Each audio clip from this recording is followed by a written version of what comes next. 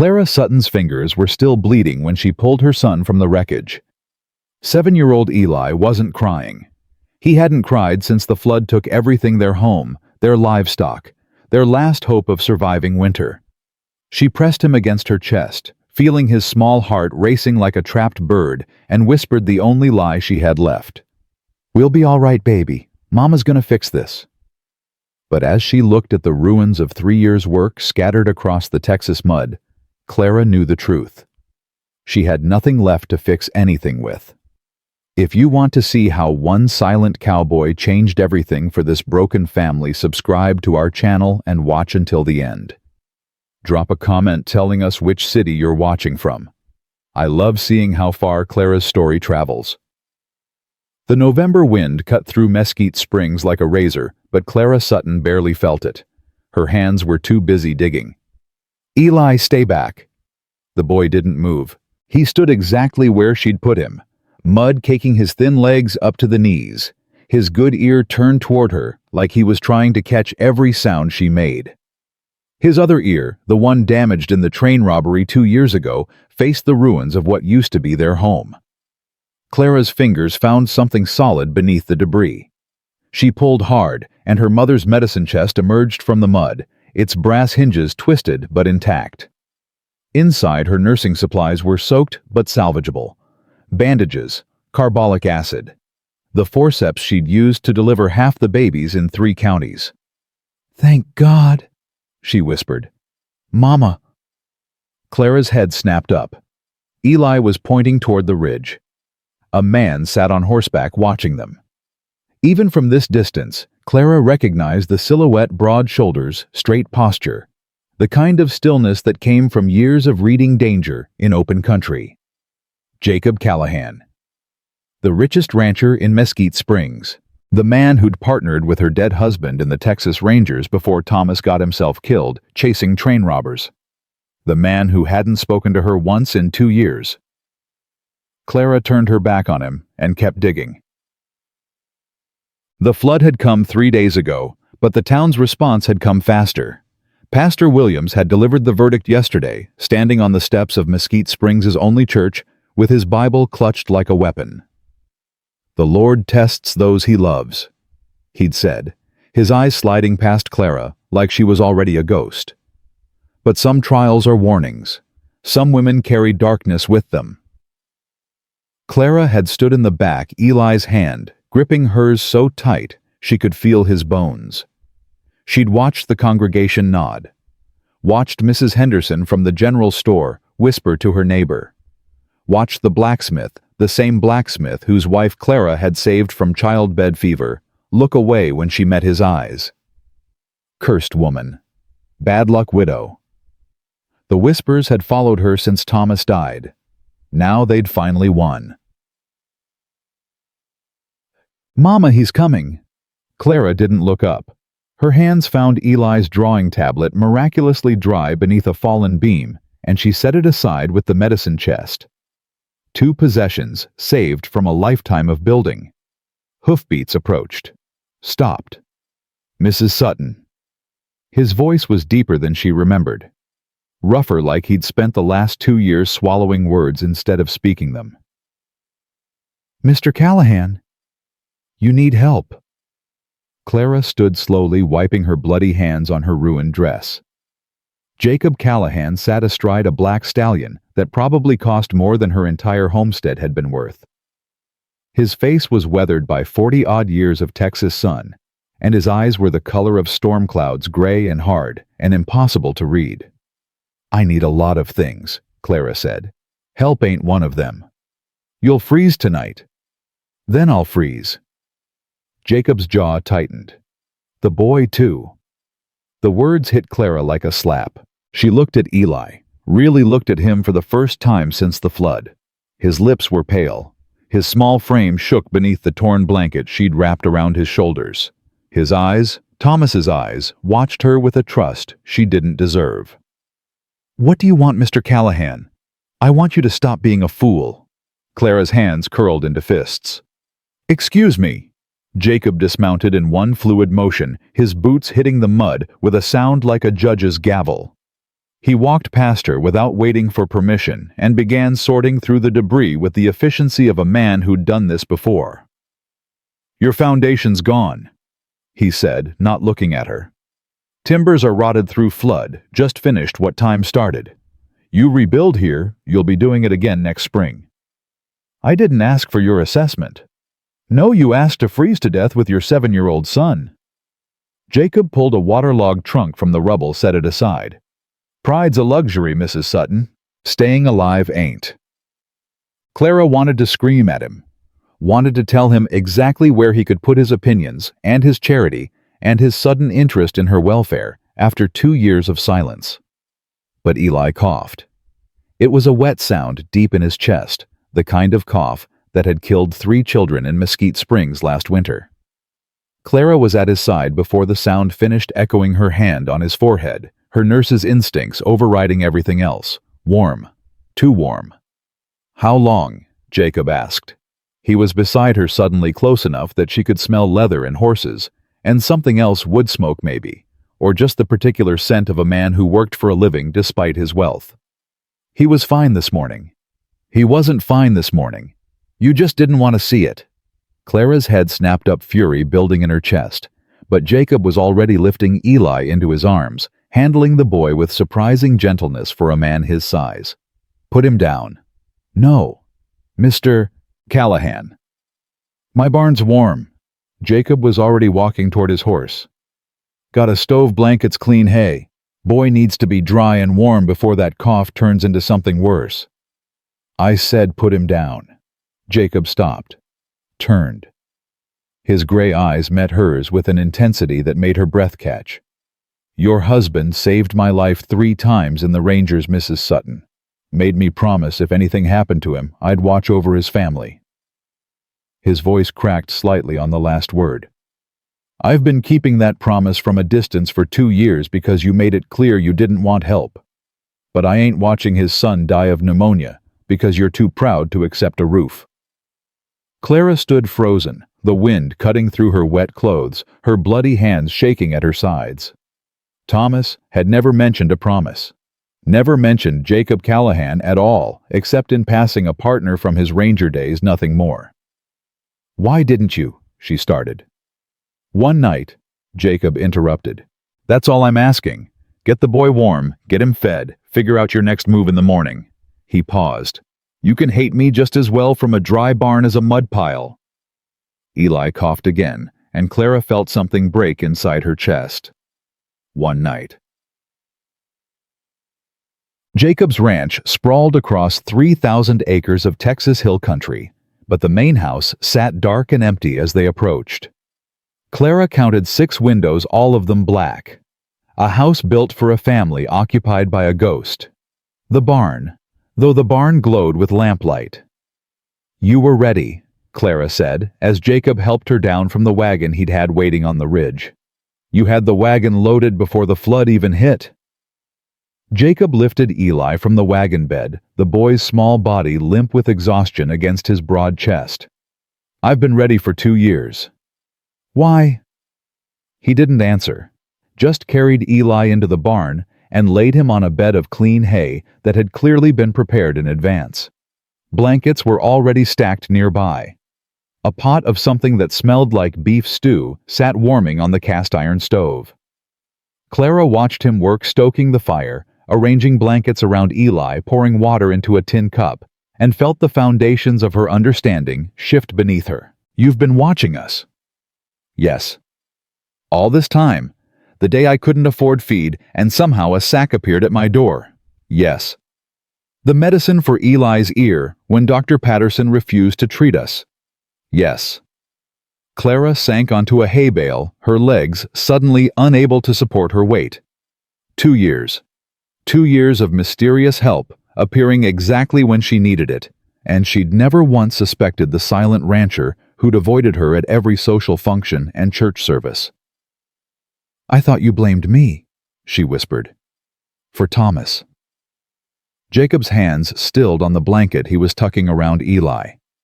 "Blamed you. Everyone else does.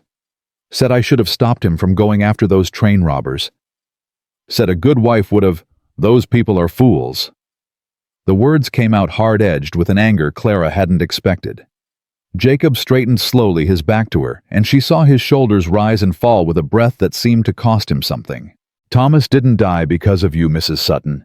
He died because I wasn't fast enough to save him. Jacob turned, and Clara saw something in his gray eyes that looked like a wound that had never healed. I was his partner. I was supposed to have his back, and I failed. The confession hung in the air between them, heavy as the smell of wood smoke and hay. That's why you've been watching. That's part of it. What's the other part? Jacob looked at Eli sleeping. Now his breathing still rough, but steadier than it had been. When he spoke, his voice was barely above a whisper.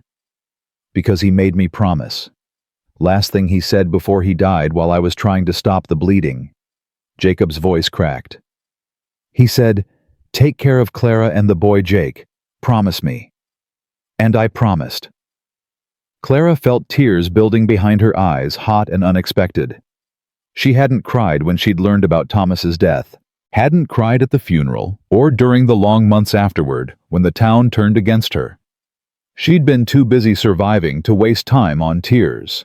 But now, in this warm barn surrounded by evidence of a promise kept in silence for 2 years, she felt the wall inside her chest beginning to crack. Why didn't you tell me? Would you have let me help? The question needed no answer. They both knew what Clara's pride would have demanded. I don't understand, she said finally. You could have just sent money. Hired someone to check on us. You're Jacob Callahan. You could have done this from a distance without anyone knowing. I tried that. First 6 months I just had my foreman deliver supplies when you weren't looking. Jacob moved to the stove, poured coffee into a tin cup, handed it to her. But then there was the drought, and then the townspeople started treating you like a plague carrier. And then, he stopped. Then what? Jacob was quiet for a long moment. Then I started caring about more than just the promise. Clara didn't know what to say to that. Didn't know what to do with the information that this silent, wealthy rancher had spent 2 years watching over her family from the shadows, not just out of obligation to a dead friend, but because somewhere along the way, watching had turned into something else. Mr. Callahan. Jake. He settled onto a hay bale across from her, close enough to talk, but not close enough to presume. Been 2 years. I think we're past formalities. Jake, then. Clara wrapped her hands around the warm coffee cup, let the heat seep into her frozen fingers. I appreciate what you've done, truly. But tomorrow morning, Eli and I need to find somewhere else. Why? Because people already talk about me. A widow staying in a single man's barn. Clara shook her head. I can't give them more ammunition. Let them talk. Easy for you to say. You're Jacob Callahan. You own half the county. I'm Clara Sutton, the cursed widow who killed her husband by not being woman enough to keep him home. Jake's expression hardened. Anyone who says that in my hearing will regret it. That's not... Clara sighed. I can't fight the whole town, Jake. I've been trying for 2 years and I'm tired. So tired. Then stop fighting alone. The words were simple, but something in his tone made Clara look up.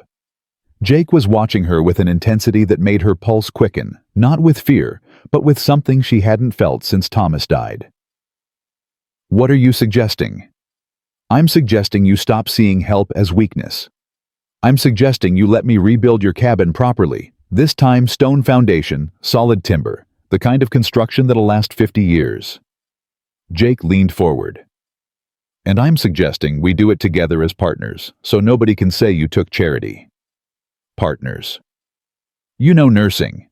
You've got skills half the doctors in Texas would envy. My men get hurt regular breaks, cuts worse. Having someone on the ranch who could tend to them would be worth more than money.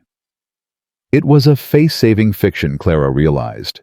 A way to frame charity as exchange, to let her keep her pride while accepting what she needed. It was clever. It was kind. It was exactly what Thomas would have done.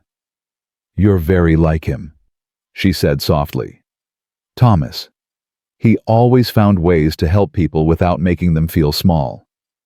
Jake's expression flickered with something that might have been pain. We rode together for 5 years. Some things rub off. He never told me much about his ranger days, just said he had a partner he trusted with his life. That goes both ways, Mrs. Jake caught himself. Clara. Her name in his mouth felt strange, intimate somehow in a way that his hands on her shoulders or his arms around Eli hadn't been. A name was a choice, an invitation. Clara, she agreed. Eli stirred in his sleep, mumbling something unintelligible. Clara moved to his side, immediately touching his forehead, checking his breathing. The fever was still there, but no worse than before. The warmth and dry clothes were doing their work. He looks like Thomas, Jake said quietly. Around the eyes. Everyone says that. Does he have his father's stubbornness too? Clara almost smiled. Worse, and he got my temper on top of it. Lord help us all. It was such an unexpected response, dry humor from a man she'd thought had none, that Clara actually laughed. The sound surprised her, rusty and strange after so long without use. Jake smiled, just slightly, barely visible in the lamplight. It transformed his weathered face, made him look younger, less burdened by whatever weights he carried. You should do that more often, he said. Laugh. Be something other than a fortress. Jake stood, moved toward the barn door. I'll be in the house if you need anything. Don't open this door after dark. We've had wolves coming down from the hills since the cold snap. Jake. He stopped, hand on the door frame. Thank you, Clara said, for everything you've done, for 2 years of watching and worrying and never asking for anything in return. Jake was silent for a long moment. Don't thank me yet, Clara.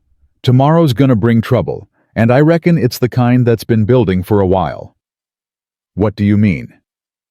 But he was already gone, disappearing into the darkness between the barn and the house, leaving Clara alone with her sleeping son, and the growing certainty that Jacob Callahan knew things about her situation that he hadn't yet revealed. She should have slept. Eli was warm, the barn was safe, and exhaustion pulled at her bones like lead weights. But Clara's mind wouldn't quiet. She kept replaying the day, the flood's aftermath, the town's rejection. Jake's sudden appearance with a wagon already loaded. 2 years of silent watching. 2 years of secret help. And underneath it all, the question that wouldn't stop nagging at her. Why now? Why reveal himself now after so long in the shadows? The answer came to her slowly, pieced together from fragments she hadn't connected before. The letter from the railroad company last month, offering to buy her land at 1/4 its value. The sudden increase in her general store prices. The way Vernon Blackwood, the town's wealthiest citizen, after Jake had started attending church services again, after years of absence, always positioning himself where he could watch her. Someone was trying to drive her out. And the flood hadn't been the start of it, just the final blow. Clara looked at her sleeping son, at the peaceful expression on his face that made him look so much like Thomas, and felt something cold settle in her chest. Whatever was coming, whatever trouble Jake had hinted at, she would face it. She had lost her home, lost her reputation, lost nearly everything that made survival possible in this unforgiving country. But she still had Eli. She still had her skills. And now, impossibly, she might have an ally. Clara laid down beside her son, pulled the blankets close, and let herself believe just for tonight that tomorrow might bring something other than more destruction. Outside, the wind howled across the Texas hills, carrying with it the scent of change and the promise of storms yet to come. Morning came with the sound of hoofbeats. Clara was on her feet before her eyes fully opened, her hand reaching instinctively for Eli. The boy stirred, but didn't wake, his fever broken sometime in the night, his breathing finally clear and easy. 3 horses, maybe 4, coming fast from the direction of town. Clara moved to the barn door and cracked it open just enough to see. Jake was already crossing the yard from the main house, his hand resting on the Colt revolver at his hip. His posture told her everything she needed to know. This wasn't a friendly visit. The lead rider was Vernon Blackwood. Clara had seen him perhaps a dozen times in the 2 years since Thomas died, always from a distance, always watching her with eyes that calculated rather than observed. He was a handsome man in his 50s, silver-haired and impeccably dressed even on horseback, the kind of man who made wealth look like a natural extension of his person. Behind him rode Wade Garrett, the town's only lawyer, and 2 men Clara didn't recognize. Deputies maybe, or hired muscle-dressed to look official. "Callahan." Blackwood's voice carried across the yard with the easy authority of someone accustomed to being obeyed. "Heard you had company last night." News travels fast. In a town this size, always. Blackwood dismounted with practiced grace, handing his reins to one of the unknown men. "Mrs. Sutton, my condolences on your misfortune." Clara stepped out of the barn, pulling the door closed behind her to shield Eli from view. "Mr. Blackwood?" "Terrible thing losing a home. Terrible thing." Blackwood shook his head with what might have been genuine sympathy if his eyes hadn't remained so cold. "I wanted to come personally to extend an offer of assistance." "That's generous of you." "Not generous at all, simply practical." Blackwood reached into his coat and produced a folded document. "I've been meaning to speak with you about your property for some time. Given recent events, it seems the conversation has become rather urgent." Jake moved closer, positioning himself between Clara and Blackwood without appearing to do so deliberately. "What kind of conversation?" "A business one, Callahan. Nothing that concerns you." "Mrs. Sutton is staying on my property. That makes it my concern." Something flickered in Blackwood's eyes. Annoyance, maybe, or something colder. "I wasn't aware you'd taken such personal interest in the widow's welfare." "Now you are."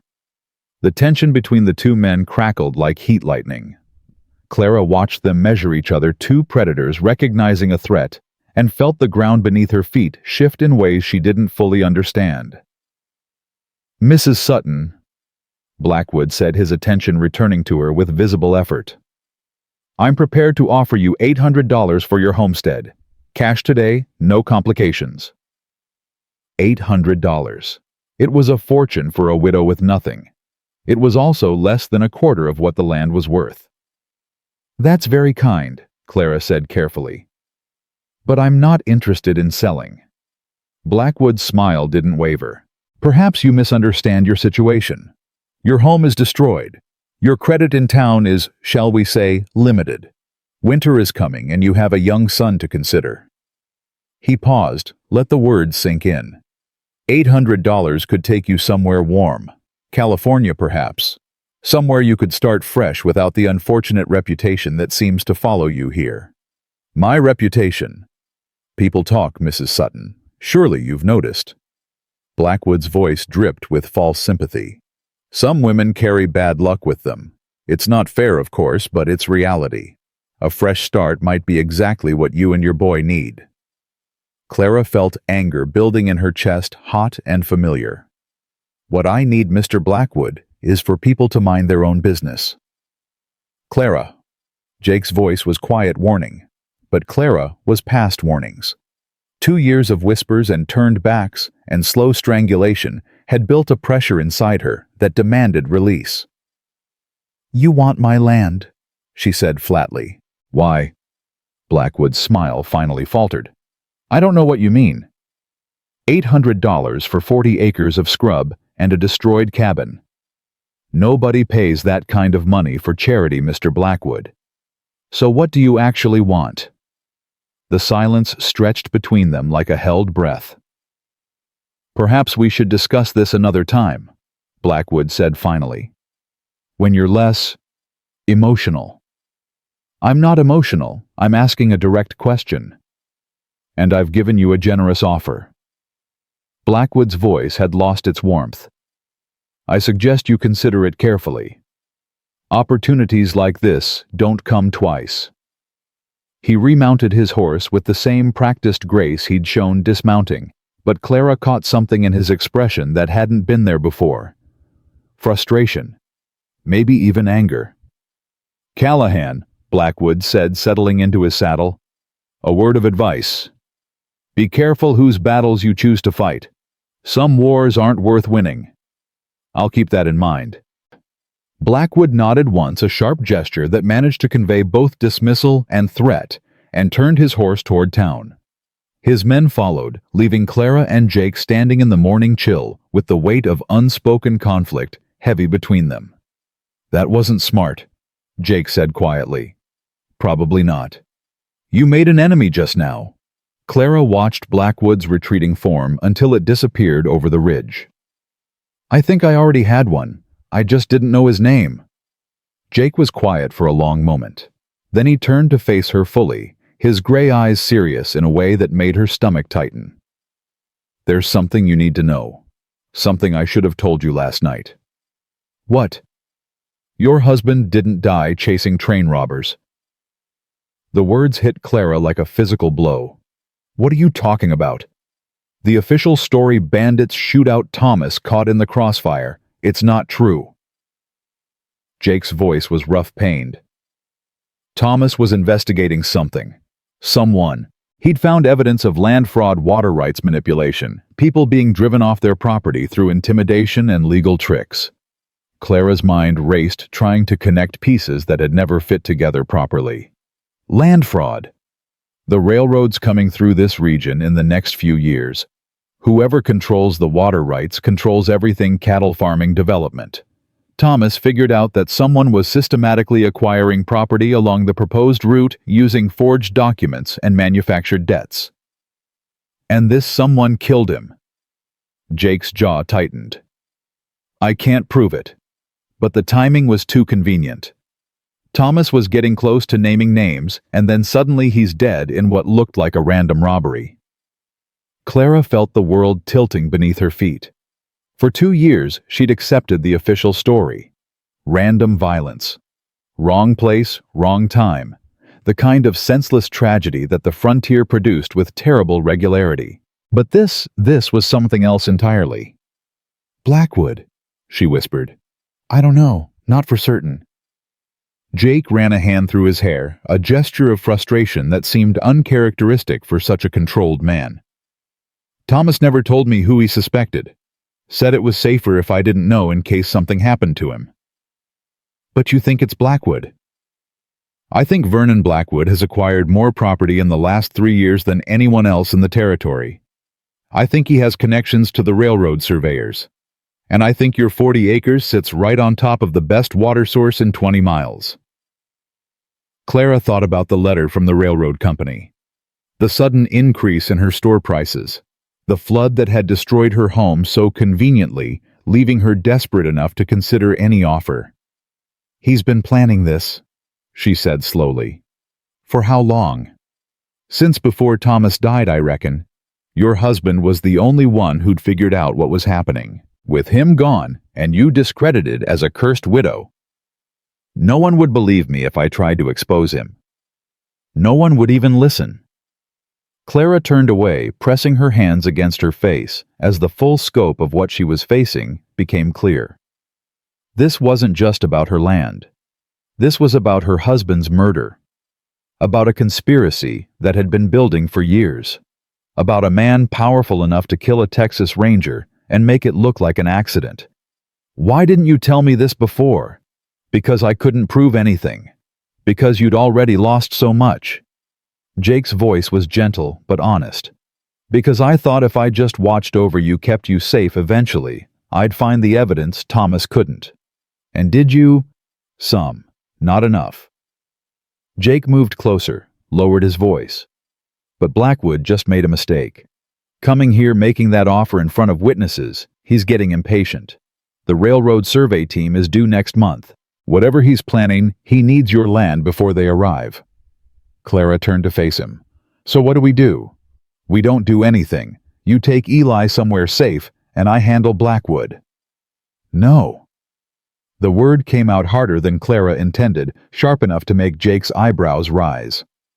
"This is about my husband," she said. "My land. My family. I'm not running away while you fight my battles." Clara: "You said Thomas made you promise to protect us, but he also spent his life fighting for what was right. What would he want me to do? Hide, run? Let the man who killed him win." Jake was quiet for a long moment, his gray eyes searching her face for something Clara couldn't name. "He'd want you to survive," he said finally. "Then help me survive and fight. Don't ask me to choose."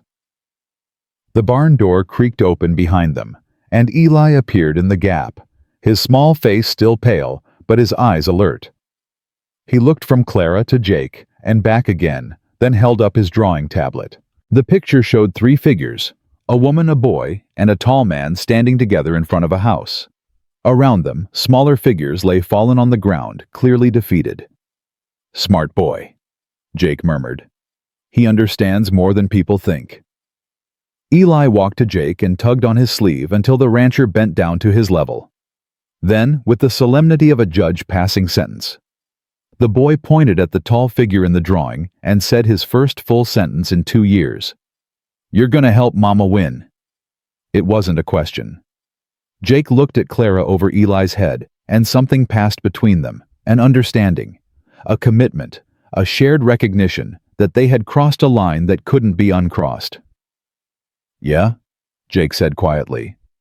"I reckon I am." The morning after Blackwood's visit brought a different kind of trouble. Maria Santos arrived at the ranch just past dawn, her horse lathered from hard riding. Her dark eyes wild with fear. She was Clara's age, Mexican by birth, widowed in the same train robbery that had killed Thomas and damaged Eli's hearing. "Clara." Maria was off her horse before it fully stopped grabbing Clara's hands with desperate strength. "You have to listen. There's something I should have told you 2 years ago." Maria, slow down. "What's wrong?" "The robbery. The one that killed Thomas and Miguel." Maria's voice cracked on her husband's name. "It wasn't random. I found letters, Miguel's letters. He was helping your husband investigate something, and he wrote everything down." Clara felt Jake move closer behind her, his presence solid and reassuring. "What kind of letters? Names, dates, land transactions that didn't make sense?" Maria pulled a bundle of papers from her saddlebag, her hands shaking. "I didn't understand what I was reading at first, didn't want to understand. But after what happened to your home, after Blackwood started asking questions about my property too. Blackwood approached you, yesterday, offered me $500 for my 10 acres.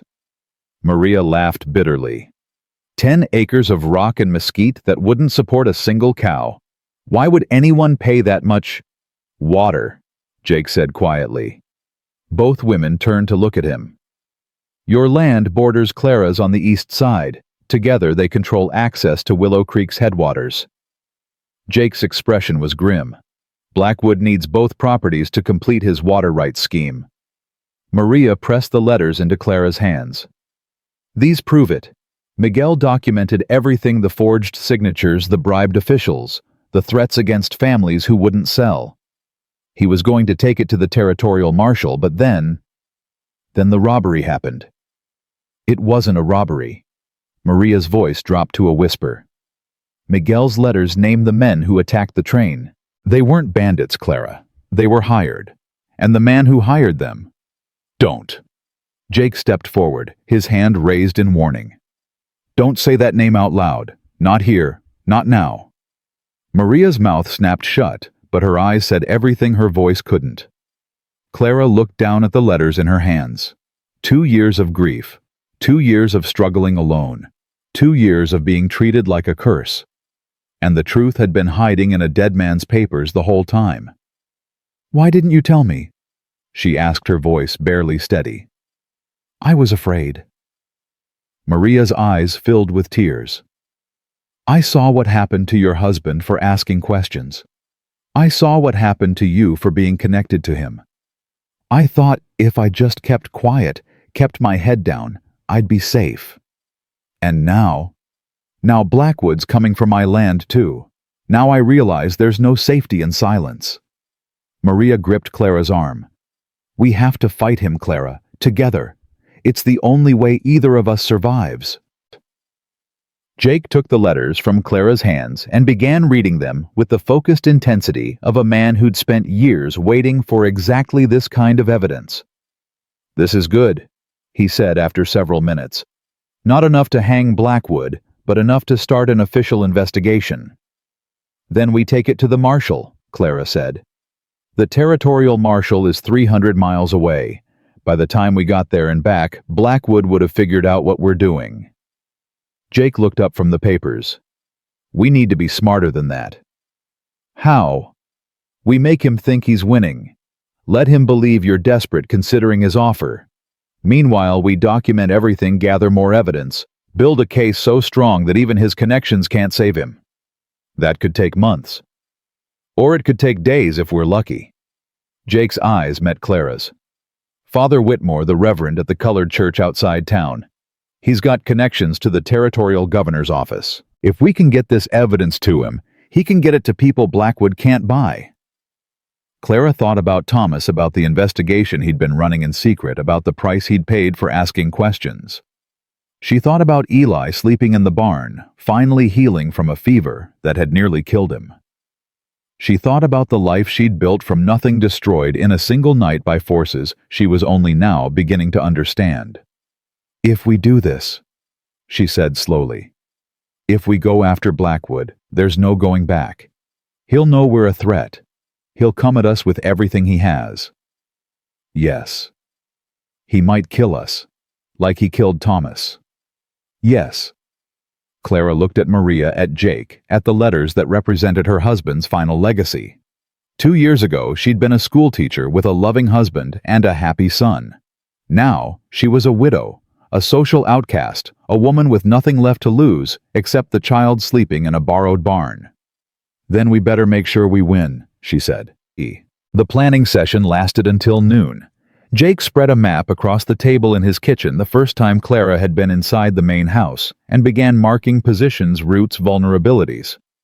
He moved with the methodical precision of a man who'd spent years planning military campaigns, which Clara supposed he had. "Blackwood's got 3 advantages," Jake said, pointing to various spots on the map. "Money connections and patience. But he's also got weaknesses." "Like what?" "Arrogance.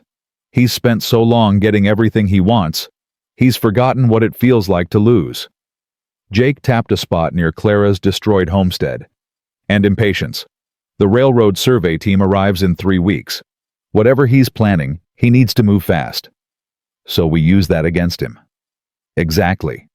We make him think he's got more time than he does. Make him think you're broken, desperate, ready to take his offer." Jake looked at Clara. "Can you do that? Can you make him believe you've given up?" Clara thought about the last 2 years of pretending she didn't hear the whispers, didn't feel the cold shoulders, didn't notice the way mothers pulled their children close when she walked by. She'd had plenty of practice at hiding her true feelings. "I can do it." "Good. Because the next time Blackwood approaches you, I need you to seem defeated. Ask for more money, but not enough to seem greedy. Make him think you're just trying to squeeze a few extra dollars before you give in. And while I'm playing defeated widow, Maria and I get these letters to Father Whitmore. He can have them on a stage to the territorial capital by week's end." Maria, who'd been listening quietly, spoke up. "What about my land?" Blackwood's expecting an answer. "Stall him. Tell him you need time to think, to pray about it. Men like Blackwood understand religious scruples. They'll give you a few days. And then we spring the trap." Jake's smile was cold, predatory. Blackwood's been so focused on acquiring land quietly, he hasn't realized he's created a paper trail a mile wide. Every forged document, every bribed official, every threatened family, they're all connected to him. Once the territorial authorities start pulling that thread, the whole thing unravels. Clara stared at the map, at the careful markings Jake had made at the web of connections that represented 2 years of patient observation. "You've been planning this," she said quietly, "long before I showed up in your barn. I've been waiting for this. There's a difference." "Waiting for what?" Jake met her eyes, and for the first time Clara saw something beyond the careful control he maintained, like armor. For someone brave enough to help me finish what Thomas started. The moment stretched between them, heavy with implications, neither was quite ready to name. Then Eli appeared in the doorway, his drawing tablet clutched against his chest, and the spell broke. "Mama!" He held up a new picture, the same three figures from before, but this time the tall man had his arm around the woman's shoulders. "Is Mr. Jake gonna stay with us now?" Clara felt her cheeks flush. "Eli, that's not—" "Yes," Jake said quietly. Clara turned to stare at him. "For as long as your mama needs me." Jake continued, holding Eli's gaze with complete seriousness. "I made a promise to your daddy to look after you both. I don't break my promises." Eli considered this for a long moment. Then he walked to Jake, wrapped his small arms around the man's waist, and held on tight. Over the boy's head, Jake's eyes met Clara's. Something passed between them. Gratitude, maybe, or understanding, or the first tentative stirrings of something that might someday become more. "Well," Maria said dryly, breaking the silence. "I suppose that's settled then." But nothing was settled. Clara knew that. The hardest battles were still ahead, and the enemy they faced had already proven he was willing to kill to get what he wanted. Yet for the first time in 2 years, she didn't feel alone. And that perhaps was the most dangerous feeling of all. Late afternoon brought another visitor, though this one wasn't expected. Sheriff Coleman rode up slowly. His weathered face troubled his horse, picking its way carefully through the ranch's front gate. He was alone, no deputies, no officials, just an old lawman with bad news written in every line of his body. "Callahan, Mrs. Sutton." He touched his hat brim but didn't dismount. "Got something I need to tell you, something you ain't gonna like." Jake stepped forward, his hand resting casually on his belt, close to his revolver, but not threateningly so. "Speak your piece, Coleman." "Vernon Blackwood filed papers with the county this morning. He's claiming Mrs. Sutton owes him money, some debt her husband supposedly incurred before his death." "That's a lie," Clara said immediately. "Maybe so, but he's got documentation. A promissory note with your husband's signature dated 3 months before he died." Coleman shifted uncomfortably in his saddle. "I ain't saying I believe it, Mrs. Sutton. But legally I got to serve you notice. You've got 30 days to pay, or Blackwood can seize your property to settle the debt." Clara felt the ground shift beneath her feet. "How much?" $5,000. The number hit her like a physical blow. $5,000 was more money than she'd see in a lifetime. More than her property was worth even before the flood destroyed everything. It was an impossible sum designed not to be paid, designed to force her into surrender. "The signature," Jake said quietly. "It's forged. That's for a court to decide. A court that Blackwood has in his pocket." Coleman's jaw tightened. "I don't make the laws, Callahan. I just enforce them." He reached into his saddlebag and produced a document which he held out toward Clara.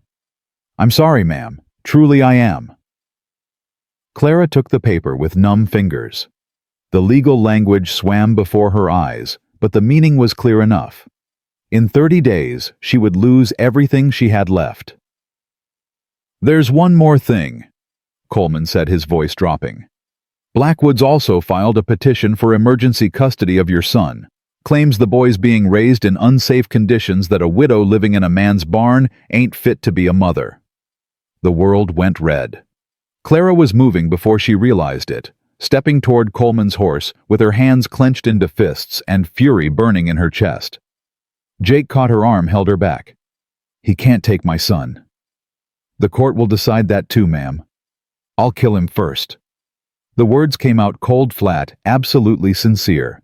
Coleman's horse shifted nervously, and even Jake's grip on her arm tightened. "Clara," Jake's voice was low, urgent. "Not like this. He killed my husband. He destroyed my home. He turned the whole town against me." Clara's voice cracked. "I will not let him take my boy." "And he won't." Jake pulled her closer, forced her to look at him. But we do this smart, or we don't do it at all. You understand? Clara wanted to scream, wanted to grab the nearest weapon and ride into town and put a bullet between Vernon Blackwood's calculating eyes. But Jake's gaze held her steady, reminded her that there was more at stake than her own rage. Eli. Always Eli. Fine, she said finally. We do it smart. Coleman nodded, looking relieved that he wouldn't have to arrest a widow for threatening murder. You've got 30 days. I suggest you use them well.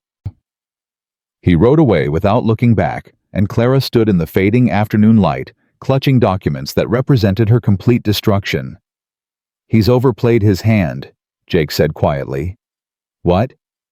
The custody petition, it's too much too fast. He's panicking.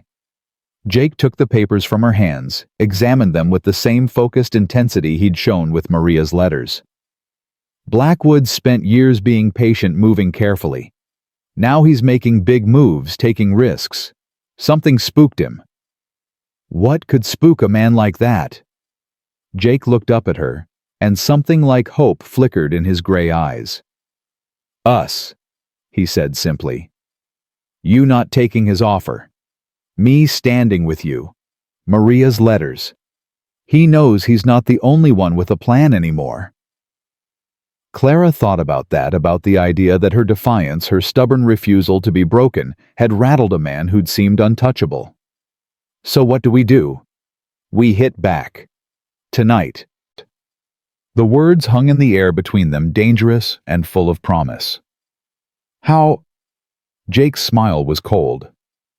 Blackwood isn't the only one with friends in useful places. There's a man in town used to work at the land office before Blackwood had him fired for asking too many questions. He's been keeping records, documentation of every suspicious transaction that's crossed his desk in the last 5 years. Why would he help us? Because Blackwood destroyed his life, same as he's trying to destroy yours. Some wounds don't heal. Some debts demand payment.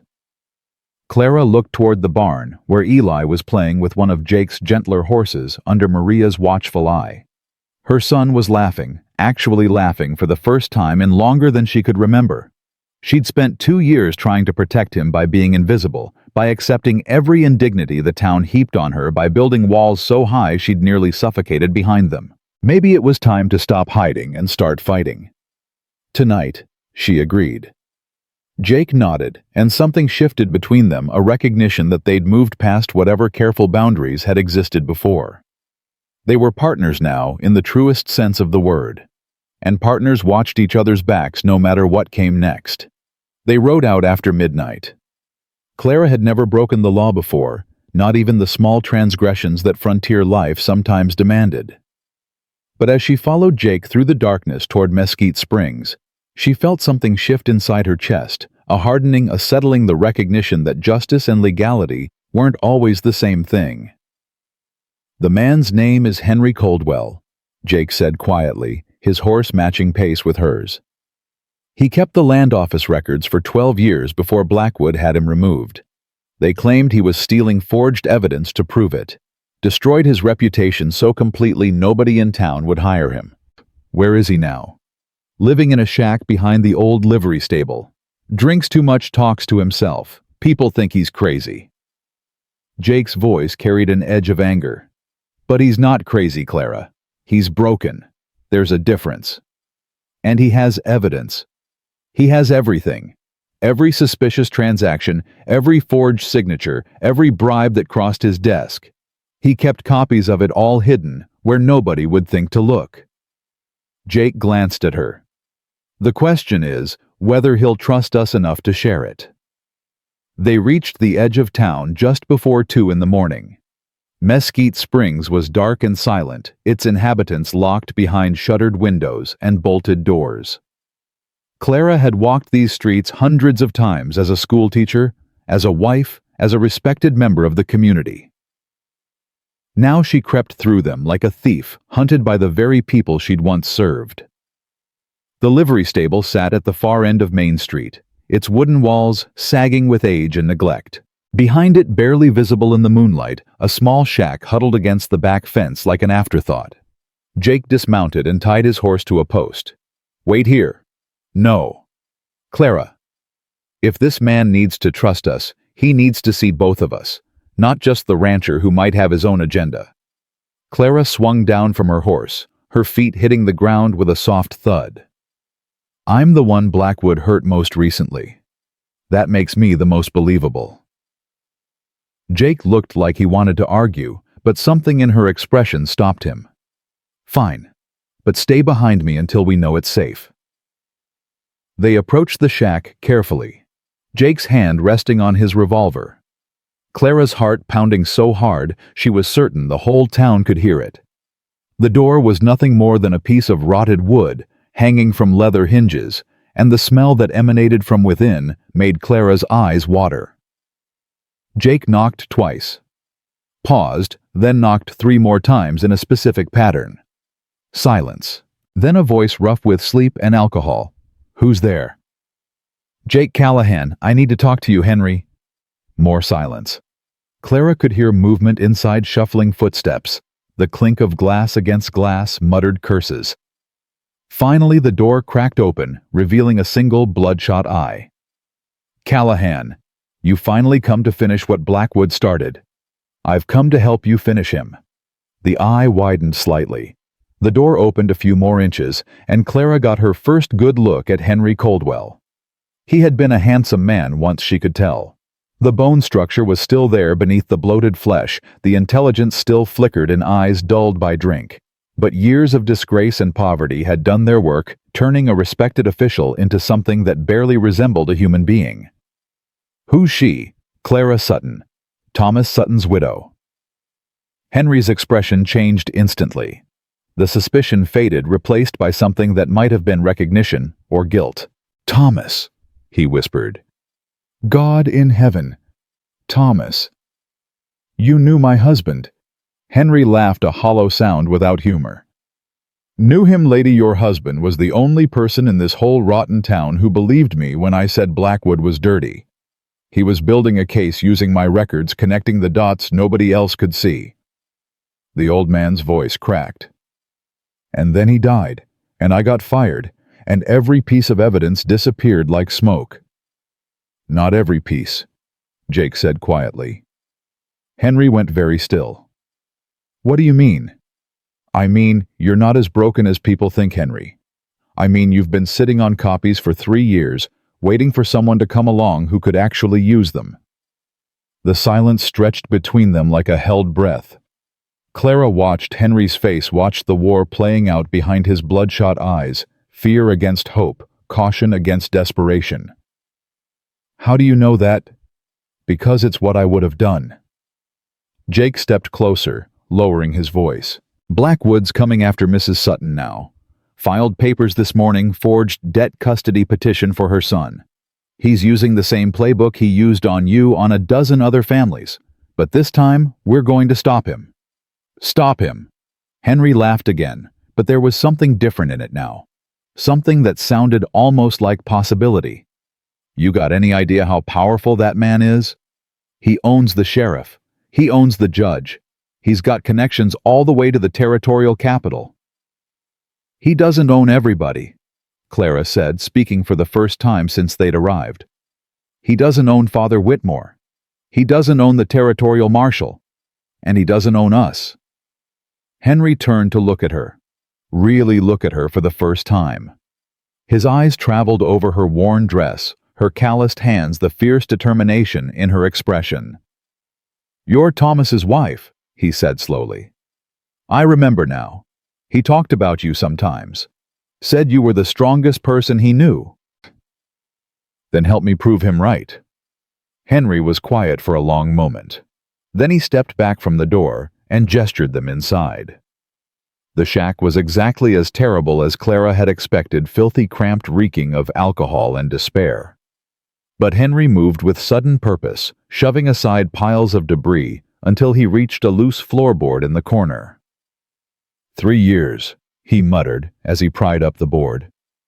3 years I've been waiting. 3 years of pretending to be crazy so Blackwood wouldn't think I was a threat. He pulled out a leather satchel, heavy with papers. Every dirty deal he's ever made. Every family he's destroyed. Every official he's bribed. He handed the satchel to Clara, and she felt its weight settle into her hands like a promise.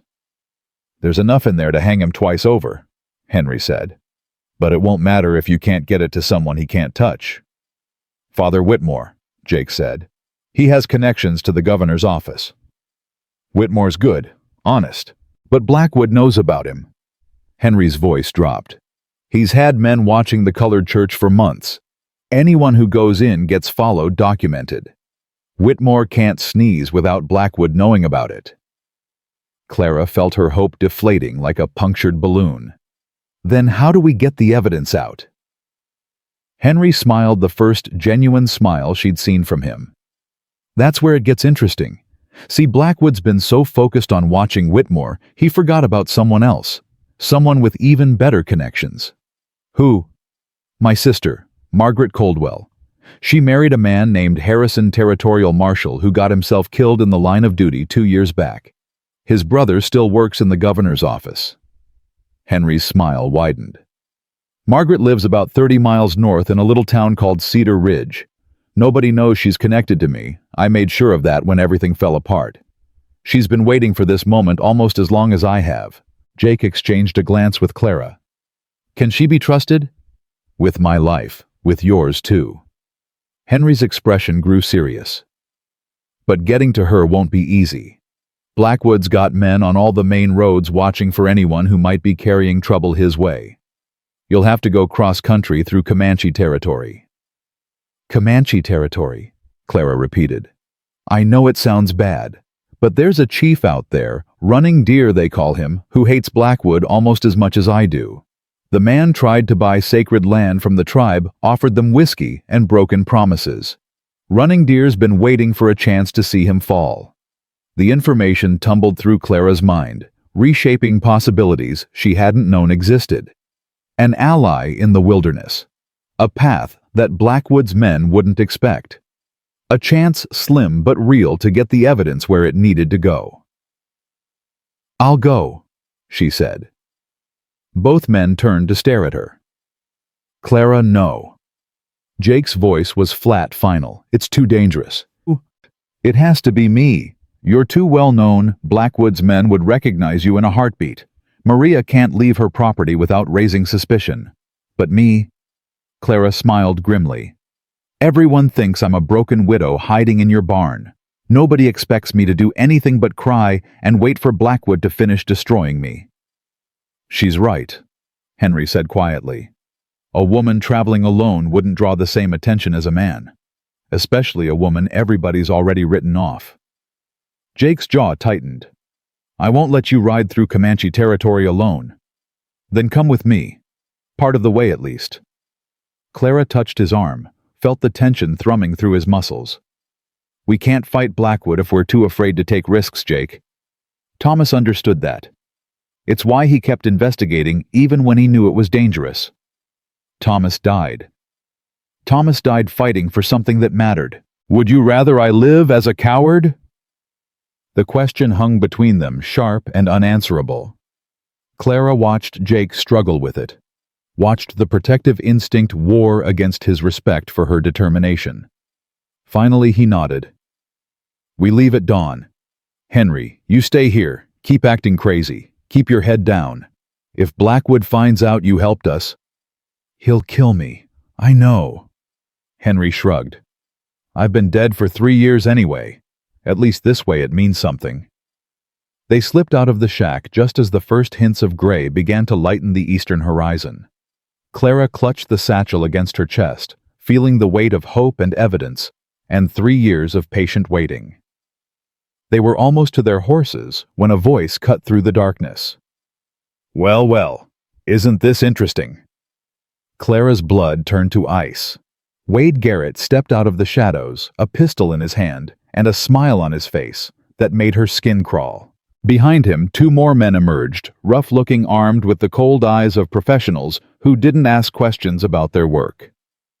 I had a feeling you'd show up here eventually, Callahan. Blackwood said I was wasting my time watching this old drunk, but I know how these things work.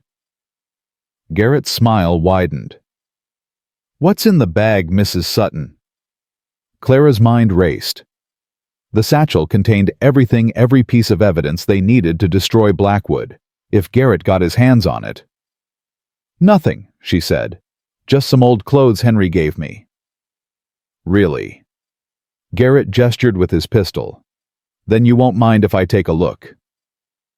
Jake moved so fast, Clara barely saw it happen. One moment he was standing beside her.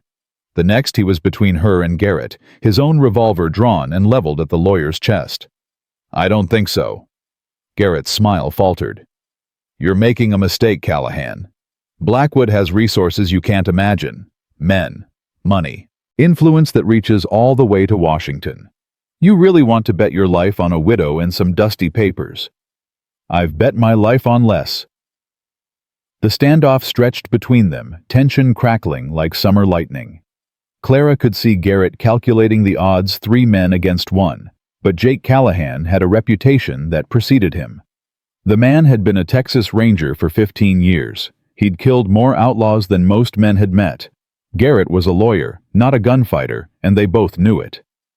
This isn't over, Garrett said, finally lowering his weapon. Not by a long shot. No, it isn't. Jake's voice was cold as winter steel. Tell Blackwood we're coming for him. Tell him everything he's built is about to come crashing down. And tell him when it does, I'm going to be standing in the rubble watching him burn. Garrett's face twisted with fury, but he stepped back, gesturing for his men to do the same. You've just signed your own death warrant, Callahan, both of you. They disappeared into the darkness, and Clara released a breath she hadn't known she was holding. We need to go, Jake said. Now, before they come back with reinforcements.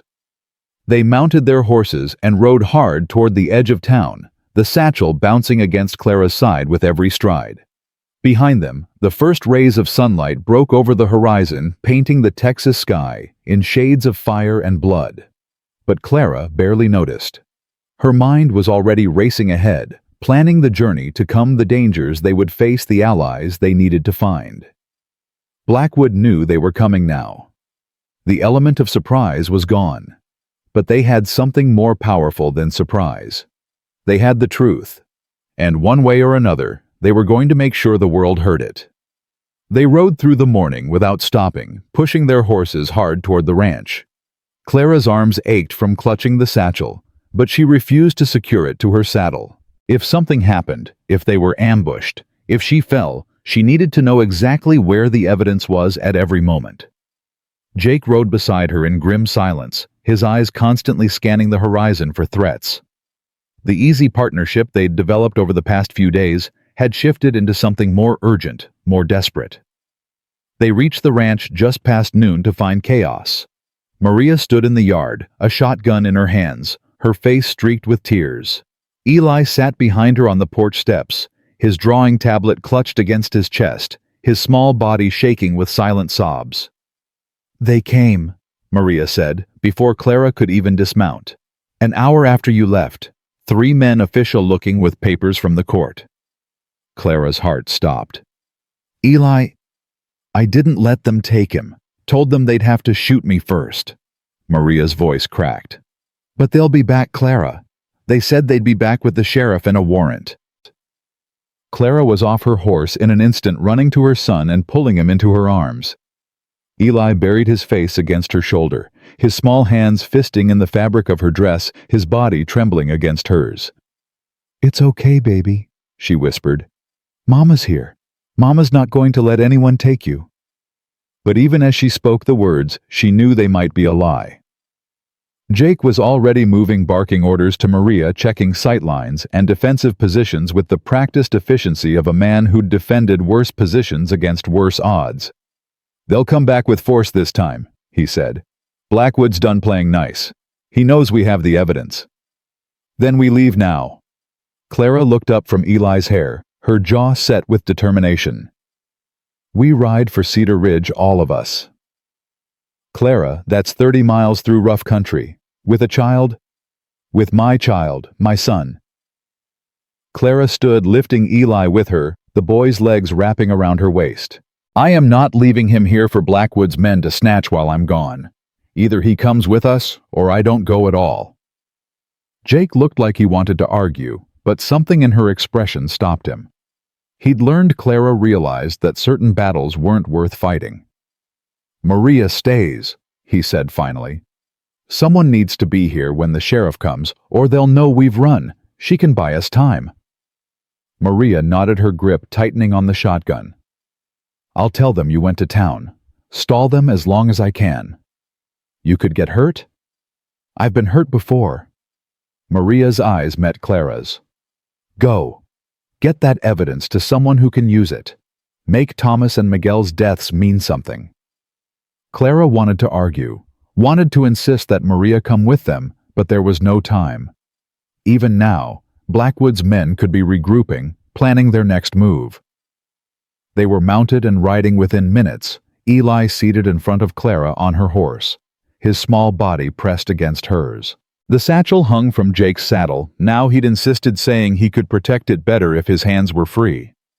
The sun beat down on them as they rode northwest toward the rough country that bordered Comanche territory. Clara had heard stories about this land travelers who disappeared, settlements that vanished overnight, the ways that the wilderness could swallow a person whole without leaving a trace.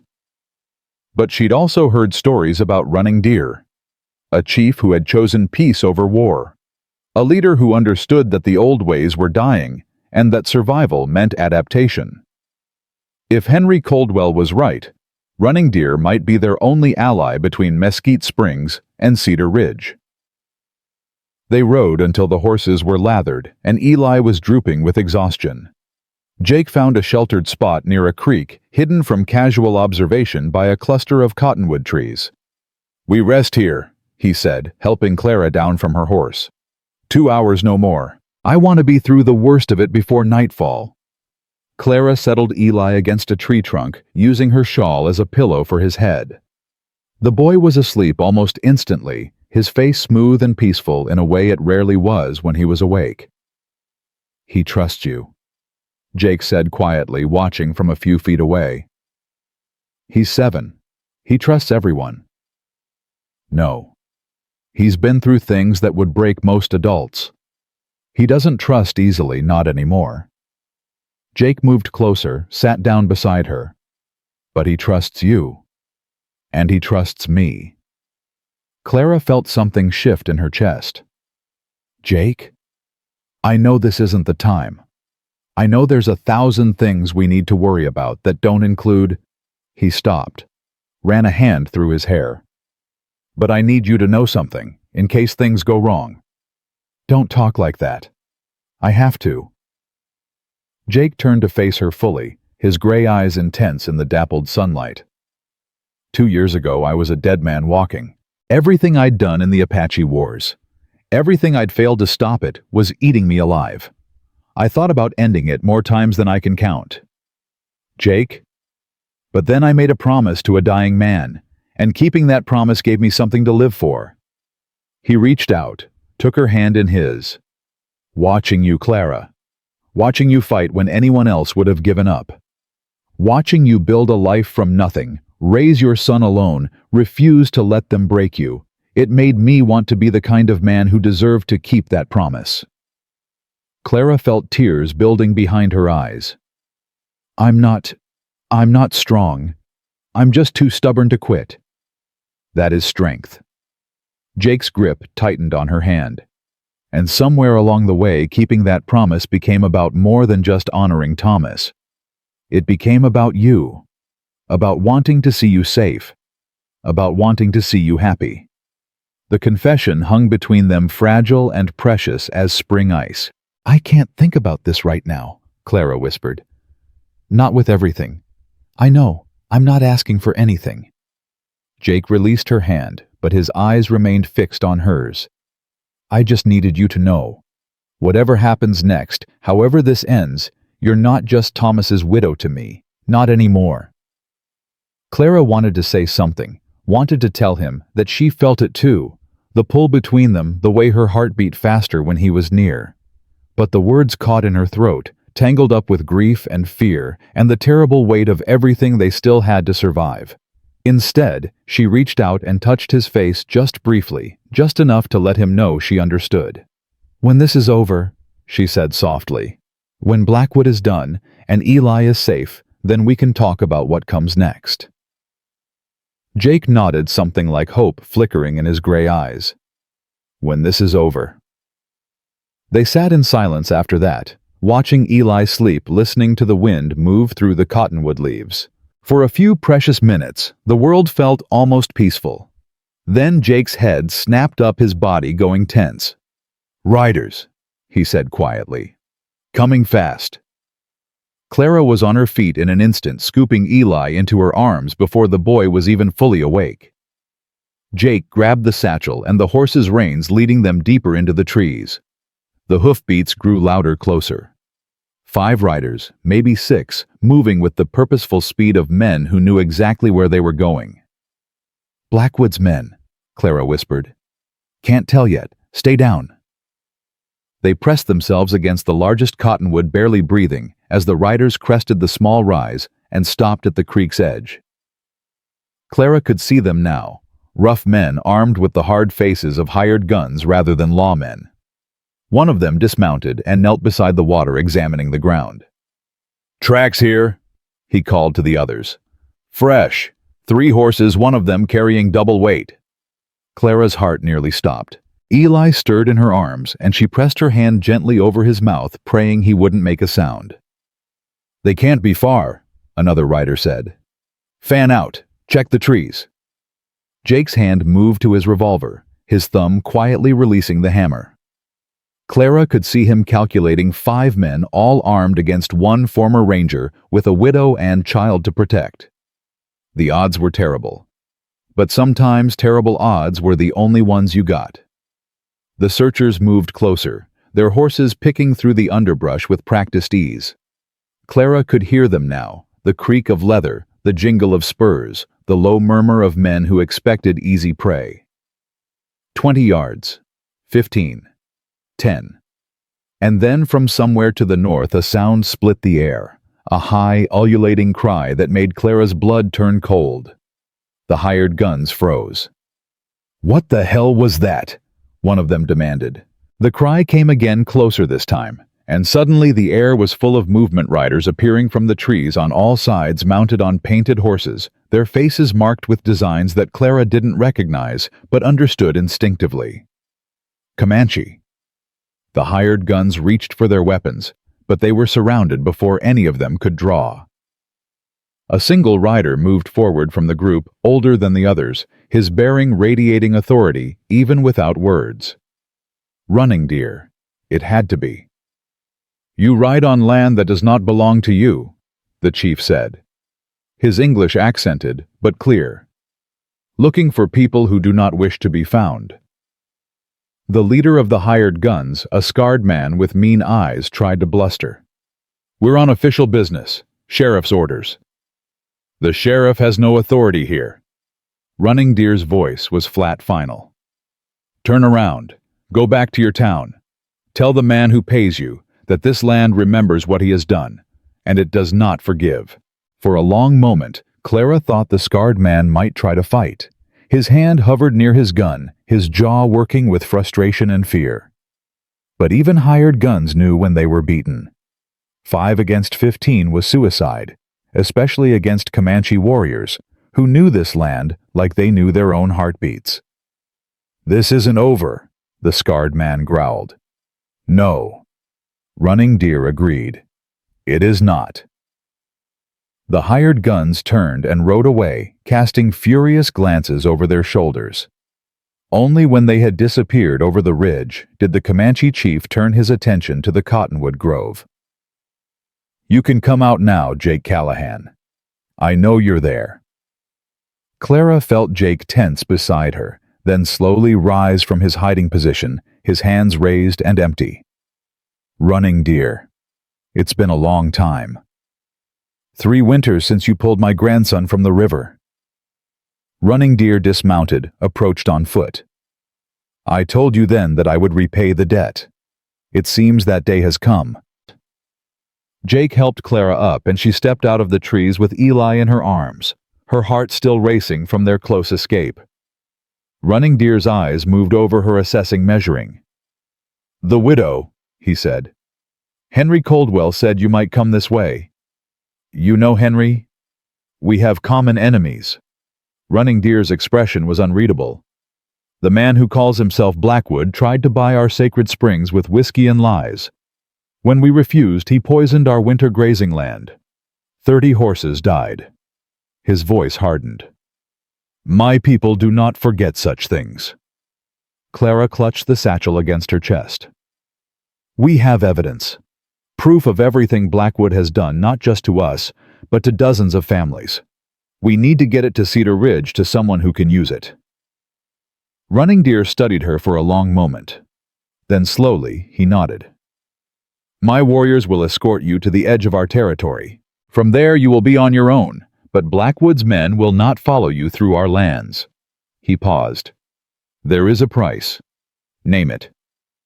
When Blackwood falls, and he will fall, I want his poisoned land given back to my people. Not sold, not traded. Given." Clara looked at Jake, saw him nod almost imperceptibly. "Done," she said. Running Deer's face remained impassive, but something shifted in his dark eyes. Respect maybe, or simply the recognition of a deal fairly struck. "Then we ride," he said. "The sun waits for no one, and Cedar Ridge is still many miles away." They mounted up Eli, seated in front of Clara once again, and fell into formation with the Comanche warriors. As they rode deeper into the wilderness, Clara allowed herself to feel something she had almost forgotten existed. Hope. Real, tangible hope that they might actually survive this. That Blackwood might actually pay for what he'd done. That there might be a future waiting on the other side of all this darkness. She looked at Jake riding beside her with the satchel of evidence secured to his saddle, and felt her heart do something complicated and wonderful. When this is over, she'd told him. And for the first time she truly believed there would be an after to look forward to. Running Deer's warriors left them at the edge of Comanche territory, just as the sun began its descent toward the western hills. Clara counted 12 miles of hard riding behind them, 12 miles where Blackwood's hired guns couldn't follow. But Cedar Ridge was still 18 miles ahead, and darkness was coming fast. "There is a trading post 5 miles north," Running Deer said, pointing toward a gap in the distant ridgeline. "Samuel Whitehorse runs it. Tell him I sent you. He will give you fresh horses and safe passage through the night." Jake extended his hand. "I won't forget this. See that you don't." Running Deer clasped his forearm in the warrior's grip. "And when Blackwood falls, remember your promise. My people have waited long enough for justice." The Comanche warriors melted back into the wilderness like ghosts, leaving Clara and Jake alone with Eli and the precious satchel of evidence. For a moment, the silence felt overwhelming, the weight of everything they carried, everything they risked, everything that still lay ahead. Then Eli tugged at Clara's sleeve. "Mama, I'm hungry." The simple words broke through the tension like sunlight through clouds. Clara laughed, a surprised, genuine sound that seemed to startle even herself. "Me too, baby. Let's find that trading post." They rode north through the gathering dusk, pushing their tired horses as hard as they dared. Clara's arms ached from holding Eli, and her back screamed from hours in the saddle, but she refused to slow down. Every minute they delayed was a minute for Blackwood to discover where they'd gone. The trading post appeared just as the last light faded from the sky, a squat building of adobe and timber, its windows glowing with warm lamplight. A weathered sign above the door read, "Whitehorse Trading Company," in letters that had seen better days. Jake dismounted first, his hand resting on his revolver as he scanned the area for threats. "Stay here until I know it's safe." "Jake." "Please, Clara. Just this once." Something in his voice made her nod. She watched him approach the trading post, door knock twice, exchange words with whoever answered. A moment later, he turned and waved her forward. Samuel Whitehorse was a half-blood Apache, with intelligent eyes and hands scarred from decades of frontier commerce. He listened to their story without interruption, his expression growing darker with each revelation. "Running Deer sent you," he said when Jake finished. "That's good enough for me.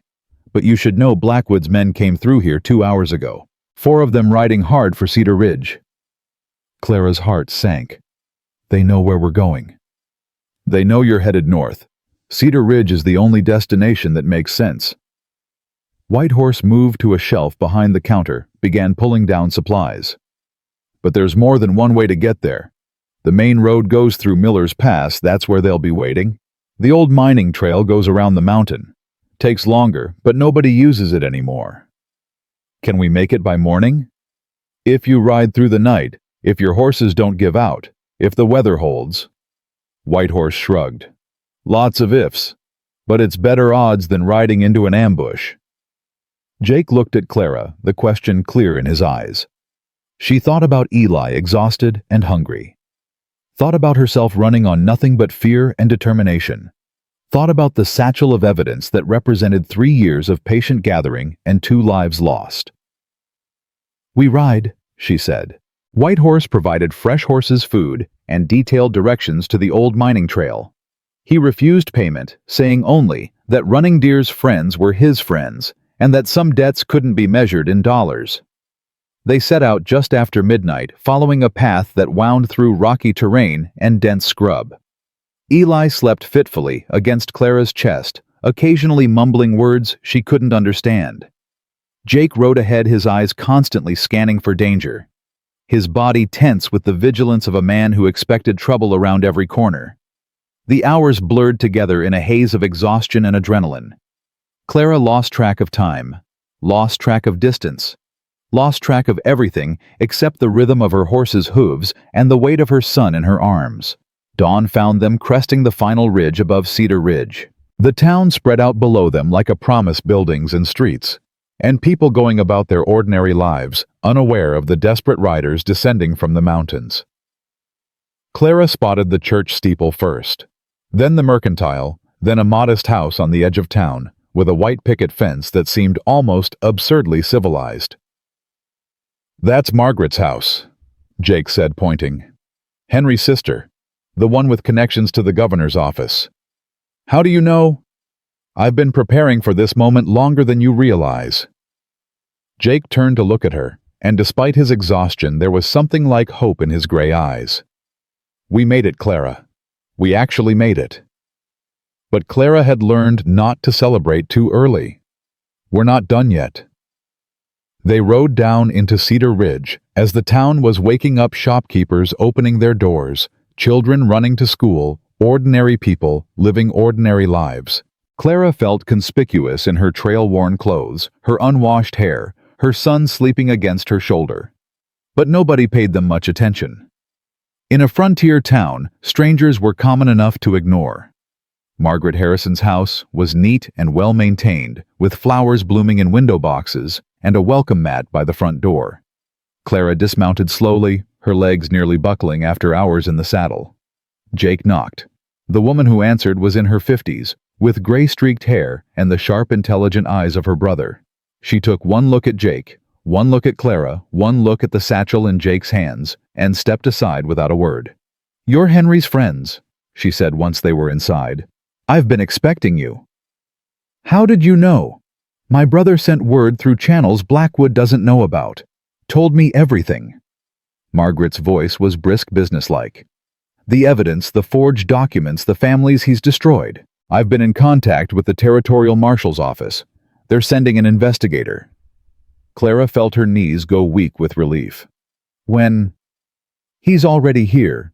Arrived yesterday on the stage from Austin." Margaret moved to the window, peered out at the street. "But there's a problem. Blackwood's lawyer, Wade Garrett, rode into town last night. He's been meeting with people, spreading money around, trying to get ahead of whatever you're bringing. Can he stop the investigation? He can delay it, muddy the waters, cast doubt on the evidence." Margaret turned back to face them. "The marshal's name is James Thornton. Good man, honest but careful. He won't move without solid proof, And Garrett's already working to make your proof look questionable. Jake's jaw tightened. Then we need to get to Thornton before Garrett does. That's exactly what we need to do. Margaret reached for her coat. He's staying at the Cedar Ridge Hotel. I'll take you there now. They left Eli sleeping in Margaret's guest room, too exhausted to wake even when Clara kissed his forehead. Part of her wanted to stay to hold her son and never let go, but she'd come too far to stop now. The Cedar Ridge Hotel was a two-story building on Main Street, more respectable than Clara had expected. Margaret led them through the lobby and up the stairs to a corner room where she knocked in a specific pattern. The man who answered was younger than Clara expected, maybe 35, with a lawman's bearing and eyes that missed nothing. He looked at Margaret, then at Jake, then at Clara, his expression revealing nothing. "Mrs. Harrison, I see you've brought company. Marshal Thornton, this is Jake Callahan and Clara Sutton. They have evidence regarding the matters we discussed." Thornton's eyes sharpened at Jake's name. "Callahan, you were a ranger once. Long time ago. I've heard stories." Thornton stepped aside, gesturing them into the room. "Come in. Show me what you've got." They spread the contents of the satchel across the bed. Henry Coldwell's meticulous records. Maria Santos's letters, documents that traced 3 years of fraud and intimidation and murder. Jake explained each piece, connecting dots that formed a damning picture of Vernon Blackwood's empire. Thornton listened without interrupting, his face growing more serious with each revelation. When Jake finished, the marshal was quiet for a long moment. "This is good," he said finally. "Better than good. With this evidence, I can arrest Blackwood and everyone connected to him." "But," Clara asked, hearing the hesitation in his voice. "But Wade Garrett has already filed injunctions in 3 different courts. He's claiming that any evidence gathered by Mrs. Sutton is tainted, that she has personal grievances that make her testimony unreliable." Thornton met her eyes directly. "He's also claiming that Jake Callahan coerced you into fabricating charges, that you're his mistress, and this is all some scheme to destroy a rival." Clara felt rage building in her chest. "That's a lie." "I know it's a lie. But courts deal in perception as much as truth. If Garrett can create enough doubt, he can delay prosecution indefinitely. And in that time, evidence disappears. Witnesses have accidents. The whole case falls apart. So what do we do?" Thornton was quiet for another long moment. Then, he made a decision that Clara could see forming in his expression before he spoke. "We move fast. Today.